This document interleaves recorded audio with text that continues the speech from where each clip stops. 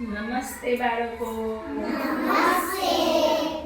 હવે આજે આપણે ભણવાનો ટોપિક નથી. ગુડ ટચ અને બેડ ટચ વિશે મેડમ તમને શીખવાડે છે તો તમારે શીખવાનું છે, બરાબર ને? તો ગુડ ટચ કોને કહેવાય?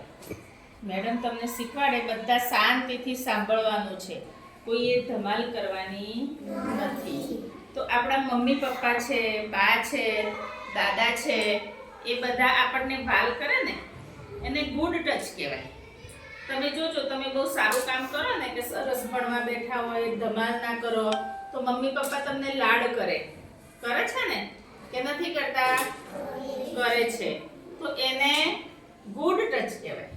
પછી મમ્મી પપ્પા તમે બીમાર થયા હોય ત્યારે દવાખાને લઈ જાય છે, તો મમ્મી પપ્પાની હાજરીમાં ડોક્ટર તમને ચેકઅપ કરે છે ને, આ પેલું એમનું સ્ટેથોસ્કોપ મૂકે છે, બધું ચેક કરે, જીભ બતાવો, બધું કહે છે. તો એ ડોક્ટર જે મમ્મી પપ્પાની હાજરીમાં તમને તપાસ કરે છે એને પણ ગુડ ટચ કહેવાય. આ બધું શું કહેવાય? ગુડ ટચ કહેવાય. હવે બેડ ટચ કોને કહેવાય?